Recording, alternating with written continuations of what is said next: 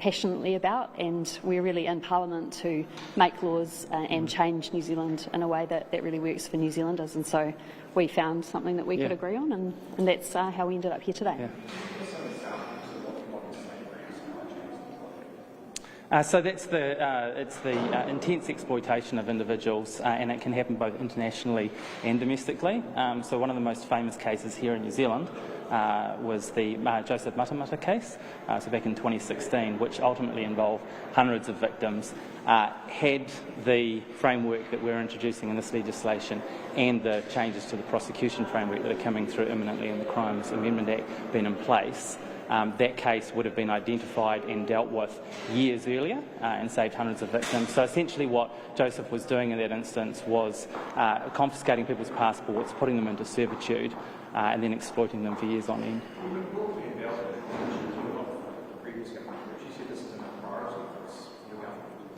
What's not a priority for her, it's definitely a priority for National. Yeah. Sorry, the Prime Minister was National leader. Yeah. He can set the agenda.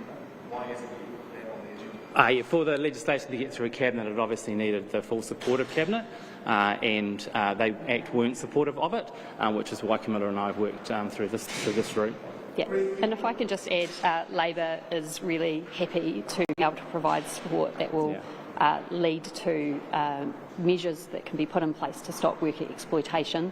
Modern slavery is an extreme form of worker exploitation, and we're more than happy to provide the support for this bill to allow this to go through this Parliament. You'll need to ask them on that one. I think it's around their view of business regulation.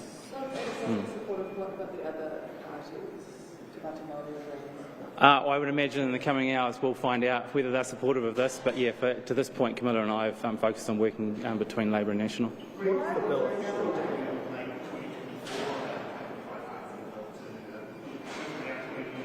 Yeah.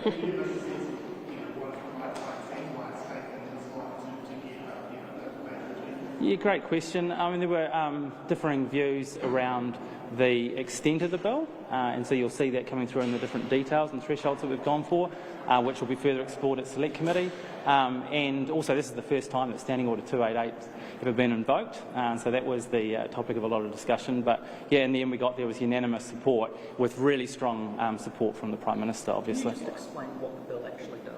Yeah, so the bill implements a due diligence modern slavery regime in New Zealand. It means that large companies will have to report on modern slavery that they find in their supply chain, that they have to report that to a registrar that keeps those reports. It provides for ministerial oversight, and it also provides greater support and focus for victims of modern slavery in New Zealand. Really unfortunately, the estimate in New Zealand of the amount of modern slaves that we currently have is 8,000, which is an absolutely huge number.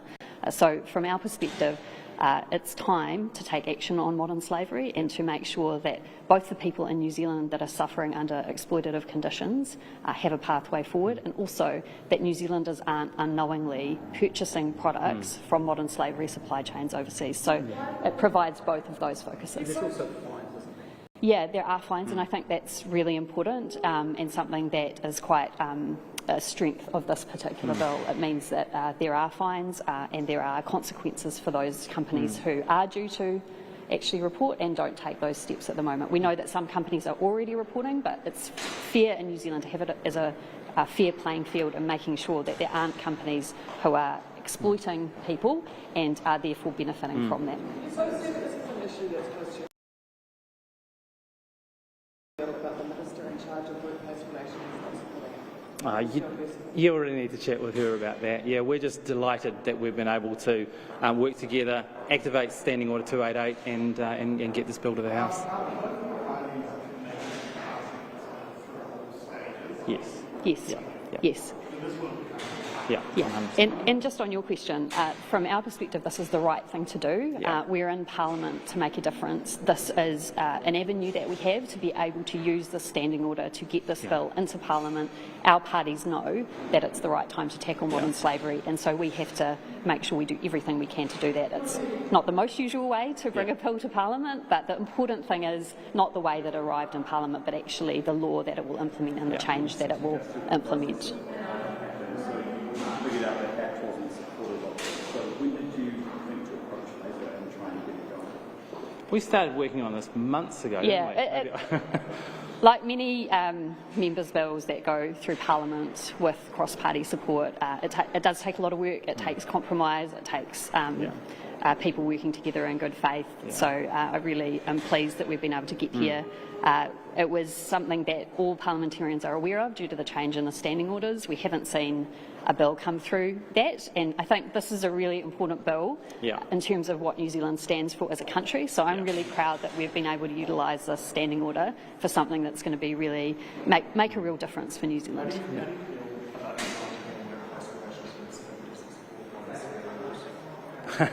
We'll see how this plays out in the coming weeks. I'm hopeful they might see the merit of the legislation. Again, I'm just honestly, I am delighted with the fact that we've been able to get it this way and see Parliament almost unanimously, hopefully, come in agreement of something, as Camilla says, is just such important legislation. So the details of that will be worked out in Select Committee, but at this stage the intention is that it will be the Human Rights Commission who are overseeing this, and it will be a dedicated officer, likely within MB, who will be responsible for setting up and overseeing the register. No, not at this stage, no.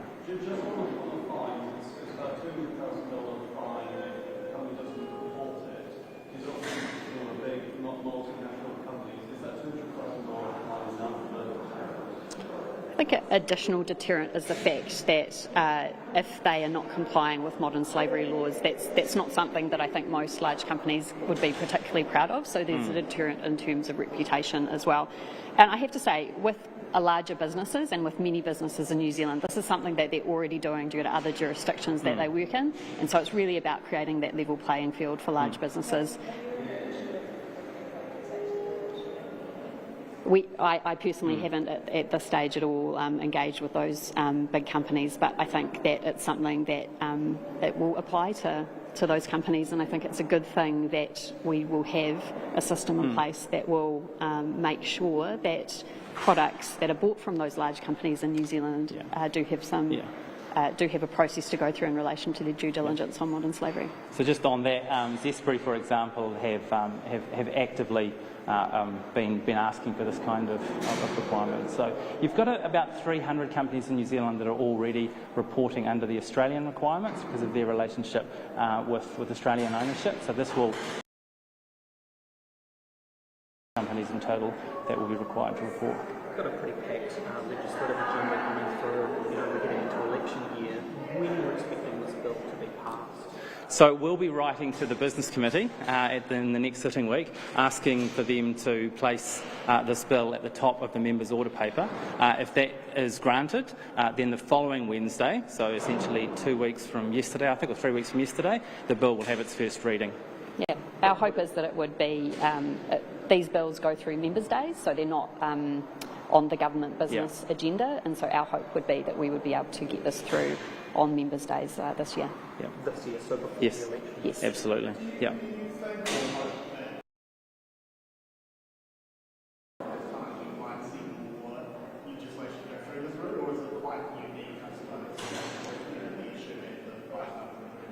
Well, the opportunity is always going to be there if you can find a piece of legislation of this kind of significance that has support across the House for it, then, yeah, the opportunity is always there.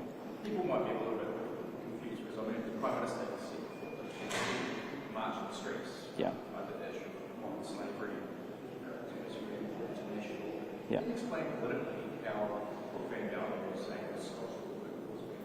Well, he was, as I was saying before, he's been enormously supportive of this process right the way through. I mean, to be honest, from my side of the House, from the caucus, he couldn't have been more supportive.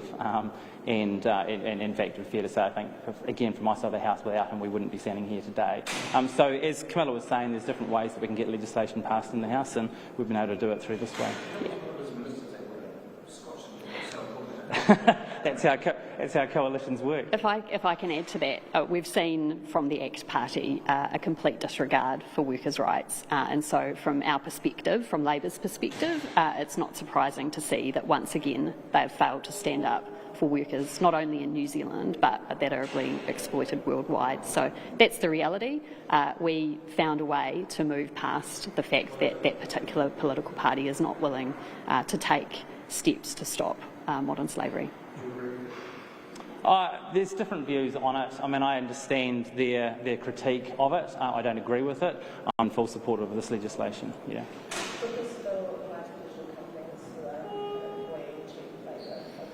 It will apply to all companies who meet that threshold of $100 million turnover. Is it too early to kind of put out a timeline in terms of when these fines might come in? Effect when the Governor-General signs the bill into law, and we're really hopeful and I think quite realistic that this will be law third quarter this year.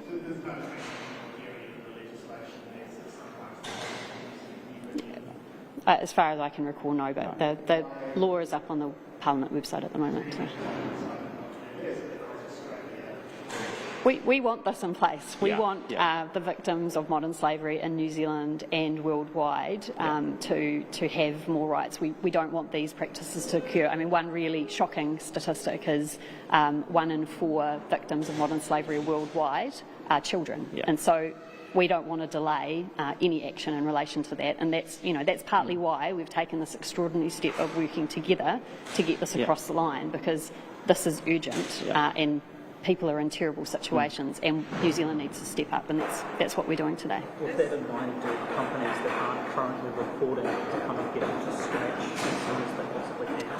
Yeah, they'll need to move on it pretty quickly. I mean, World Vision research recently identified that the average New Zealand household is spending around about $80 a week on products that have been derived from slavery-adjacent industries or and supply chains. So the requirement for companies to have to audit right out of the gate is going to turn the focus on those kinds of practices, which will then allow consumers to make informed decisions. And as we know, the demand drives the supply. So. Is there or will there be a clear threshold, I guess, between breaching the Employment Act by not being a great employer around wages and then the lower end of modern slavery act? Would there be kind of a clear threshold that once you reach that, we don't represent to companies? Yeah, I mean, work exploitation is a continuum. Modern slavery is the worst type of work exploitation, and this is what this particular bill applies to. And you can see from the wording of the legislation that it applies in really extreme cases. I mean, modern slavery includes things like servitude, slavery, sexual exploitation, child labour, the really worst types of treatment that human beings can do to one another, and so that's what it would apply to. In the lead up to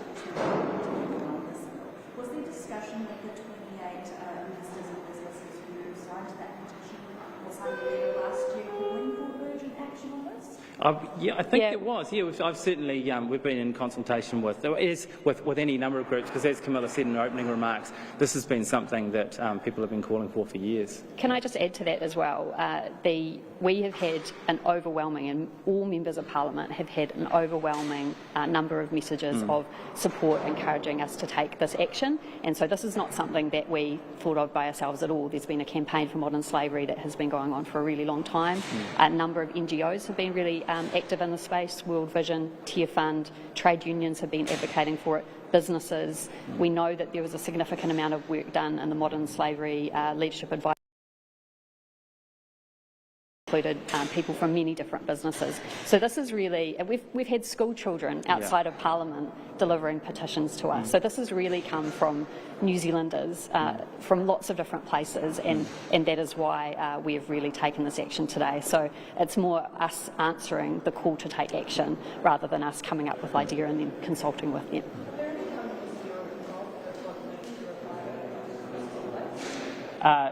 In terms of, you mean they might find issues within their audit chain? I'm sure they will be. Yeah.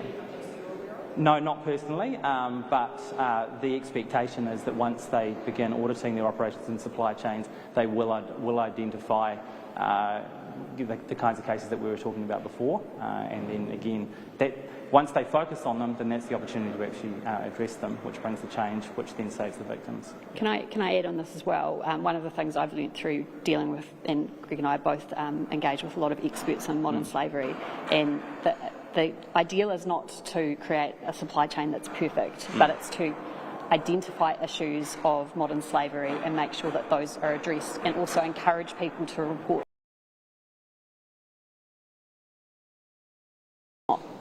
meeting those requirements. The objective of this legislation and other regimes worldwide is really to make sure that they can improve so it doesn't happen again. It's really future looking to stop those practices happening. So just to clarify, those fines are just for the reporting, and is there any kind of additional punishments for findings of modern slavery? Well, slavery is illegal in New Zealand, so if it was a New Zealand-based person, then there's obviously things within our existing law that would apply to them criminally. But in terms of overseas, we obviously don't have jurisdiction overseas, so it would be reporting would be the main way that we could actually make sure that those companies are doing what they're doing. I don't know if you want to add to that. No, that's well said. What will be the last thing? Say, for example, like there's well exploitation is implementation. That's what I was thinking. Would we reporting of outrageous exploitation and slavery? Would we need to hold those products out? I think the objective of this law is really to identify those instances and prevent them from happening. So it's actually about improving the supply chain, not stopping the supply. And that's, I think, a more sustainable way of making sure that slavery doesn't exist at all. And that's common, as I understand it, in other modern slavery regimes that have been implemented worldwide. And anyone in that area will tell you that that is the objective. It's to identify instances and improve them. It's not actually about blacklisting companies, for example. That's right. Yeah, so on that, to give you an example, in Australia, when they introduced their modern slavery reporting requirements a few years ago, one of the first cases that came up was Country Road. In doing their audit, were shocked to find evidence of modern slavery in a supplier of a particular sock product that they had, and that knowledge then allowed them to be able to engage with that supplier right down to where the goods were, that we're hoping we'll see here in New Zealand. Just quickly, can I just ask how important is it to align ourselves with the jurisdictions on this? Oh, very important, and in fact, this is also bringing us into line with some of with the EU. That's right. Yeah. Thank you very much. Thank you. Thank you so much.